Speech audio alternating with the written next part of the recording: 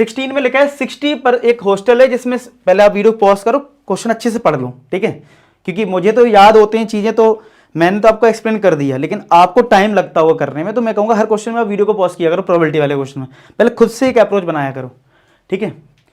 तो 60% जो है वो तो हिंदी न्यूज़पेपर पढ़ते हैं, यानी कि PH जो है हिंदी न्यूज़पेपर की, वो क्या है 60/100, 0 काट दो, 3/5 आएगा ये। इंग्लिश न्यूज़पेपर वाले कितने लोग हैं, 40% है, यानी 40/100, 0 काटा, 2/5 आ गया।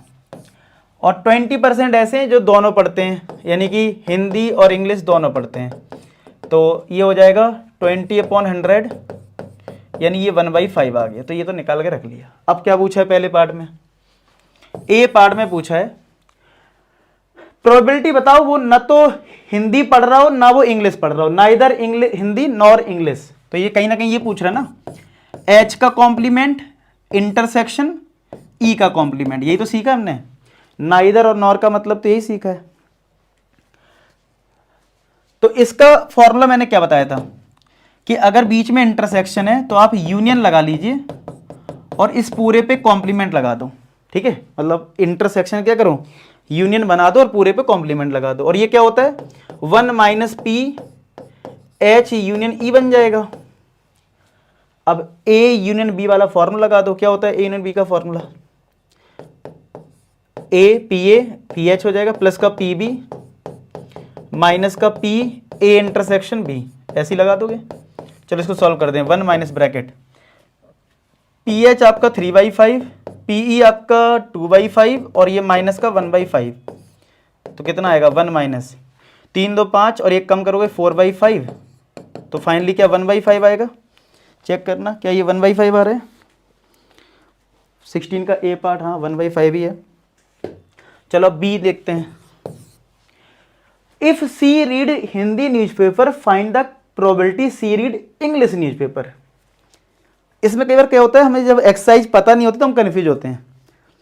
अगर लिखा है if C read Hindi newspaper, ये कंडीशनल प्रोबेबिलिटी क्वेश्चन हो गया।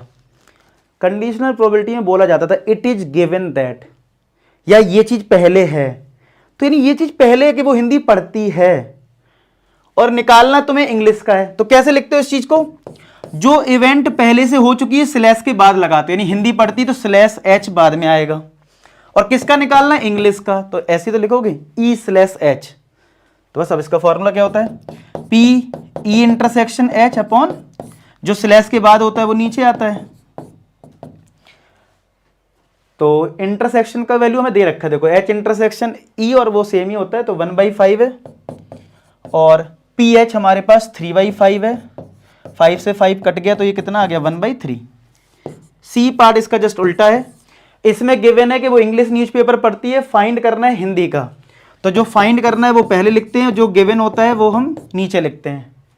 तो ये बन जाएगा PH intersection E upon PE, तो ये तो 1/5 है, और PE हमारा 2/5 है, 5 से 5 कट के आंसर आ गया 1/2, ठीक है। तो नोट कर लें इसको।